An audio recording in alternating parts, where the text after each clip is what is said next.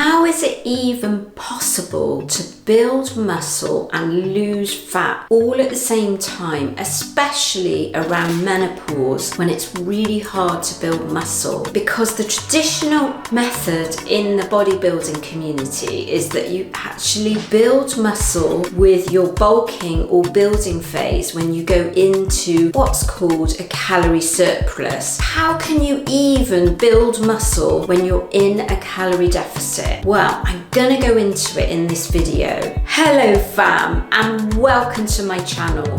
My name's Melissa Neal, and this channel is all about helping you if you're a woman over 40 or like me over 50 get in amazing shape. And the way that you do that is to build muscle. But if you're anything like me, you don't want to be building muscle and gaining weight, do you? You want to be building muscle and losing fat all at the same time. But that means you're gonna need to implement the right strategy to do that, because that's actually much harder than building muscle when you're in a calorie surplus or even being on maintenance calories. It's going to make it much easier to build muscle for a woman over 40. I'm going to tell you a story that's going to illustrate the point of how difficult it is if you go into what's called a calorie surplus to gain weight. About 3.5 years ago, I'd competed in my first 3 or 4 bodybuilding shows, and I was looking to gain some muscle, particularly in my legs. And what I wanted to do was actually do what's called a bulk. And what I wanted to do was put on a significant amount of muscle on my legs because I wanted to compete in a category that's called wellness. If you know anything about bodybuilding, you will know that when people are in their off season, so normally during the months of kind of November to the spring, they're in their off season, they'll spend some time, and it might even be longer than a few months, it might be 1 year to 2 years, gaining weight, deliberately gaining muscle. And that's what I did. And so I got some information about doing that. I spoke to friends, I spoke to coaches, and what I did is actually keep my protein the same but upped my carbohydrate intake significantly, so much that I actually found it really difficult to fit in all the food. I was consuming a carbohydrate drink intra-workout. I was eating a lot of carbohydrates like bagels and rice pre-workout, and then I was eating carbohydrates through the day. And what happened is I ended up sort of force feeding myself, and yes, I gained a lot of weight. I actually got much stronger in the gym. At that point I could do over a 600-pound leg press, so I was really strong and training legs 3 times a week. Now what I did, I only did that over a period of about 6 months, and what I did find is it was much harder to take the fat off. So that's the first thing to say. And actually, when I stripped the fat down, what I noticed is I hadn't actually put on a significant amount of muscle on my legs as I intended to do. Actually, what I've discovered now is it's probably much better to be in maintenance calories if your goal is to sort of put on a significant amount of muscle, rather than going into a calorie surplus when you're in the time around menopause, because what's going to happen is you're going to gain a lot of body fat and it's going to be really difficult to take it off. That's the big problem. So that is the reason why I don't recommend that method of putting on muscle for women around menopause, perimenopause and postmenopause, because what's going to happen is not like a young woman or a young man where they're going to sort of do something called a lean bulk, is they're going to end up putting a significant amount of body fat on, and it's really difficult to take off. So at any one time I believe believe you should be in maintenance. Possibly a slight surplus is okay. Like a slight surplus, I mean like 50 calories a day surplus, or you want to be in a calorie deficit. And yes, you absolutely can put on muscle, and I've done it, and the women that I've worked with have done it if you're in a calorie deficit, despite what some coaches and so say experts might say. You can put on muscle, and I'm going to explain how. When you're in a calorie deficit, all that means is you're consuming more calories than your body needs, or you may put yourself into a deficit by actually increasing your activity levels, but it means that you're burning more energy than you're putting in. That's all it means. And so the reason people believe it's really difficult to put on muscle, because muscle is about kind of gaining weight, isn't it? It's sort of gaining weight on a certain part of your body. That's the muscle. But what you want to be doing is losing fat all at the same time as putting on muscle. So with that in mind, it is really important that you get your nutrition nailed down because of that. And that means fueling your body correctly for working out, because you need to put on muscle. It's more difficult when you're over 40, and even more difficult around the time of menopause, or if you're like me and you've got low testosterone levels, it's going to be even more difficult. So you have to give your body every opportunity, and that is done through really good nutrition and fueling your body correctly for working out. What does that mean? Well, that means meal timings are really, really important. So it's important to fuel your body correctly before you work out. That means maybe half an hour to an hour, fueling your body with carbohydrate and protein, because the carbohydrate is actually going to give you the fuel your body needs to do the strength training and therefore gain the muscle. So that's really important. And I don't care if you train at 5 o'clock in the morning. It is not a get out of jail free card that means it doesn't apply to you. You still have to fuel your body correctly. And I did that when I trained at 5 in the morning, had to get up at 4 and eat. That is just what it is. You have to do it if you want to gain muscle and lose fat at the same time. Post training, it's really important that you fuel your body correctly. So that is having a carbohydrate and a protein source to restore your glycogen stores and let your muscles recover. So that's like a post-workout snack or meal that includes protein and carbohydrates. And that means you can be in a calorie deficit and still gain muscle, but be losing fat all at the same time. Now, the other key ingredient is protein. You need to be taking your protein high enough to see progress with muscle gain. So that's going to mean 1 gram of protein for every pound in your body weight, or if you weigh over 170 pounds, shoot for your goal body weight. When you're trying to put on muscle and lose fat all at the same time, you do need to be doing some sort of cardio activity. Now, I highly recommend high intensity interval training because that really supports muscle gain. If you do high intensity interval training, you do short amounts of very intense activity. I am going to link a video here that explains exactly how I implement high intensity interval training. But what that means is it's short bursts of very intense activity, and you don't want to be doing it for very long. So it's kind of like 20 minutes, 25 minutes, 30 minutes. I would say 30 minutes maximum per session, 3 or 4 times a week. That's all you want to be doing, because if you overuse cardio, you won't be able to put on muscle at the same time. So when I'm preparing for a bodybuilding show, for most of the time leading up to it, I do very small amounts of cardio, and then for the final 3 to 6 weeks when I need to lose that extra fat, that is when the cardio increases and I'm might need to be doing something like an hour per day just to drop that last bit of body fat. But by then, I ain't going to be putting on any muscle. My body just won't be able to do it because I'm doing too much cardio. So what the name of the scheme is just to preserve my muscle in those final 3 to 6 weeks leading up to the show. That's all I can ask my body to do. And sometimes in actual fact, you do lose a bit of muscle leading up to a show because it's really hard to build and retain muscle anyway as a menopausal woman. But when you're doing too much cardio, you're just not going to be able to do that. So it's really important for you, unless you're 3 to 6 weeks away from a bodybuilding show, you don't overuse cardio because you're not going to be able to put on muscle if you're doing too much cardio. So let me know in the comments section whether you found that video helpful, whether you're implementing this and you've tried it. I know it's so hard for people to understand about how to eat and meal timings, and they find it really difficult to eat right before training, but believe you me, it's made a massive difference in my own body. I started seeing amazing results in a matter of weeks by implementing that, and it's also so important that you don't overuse cardio.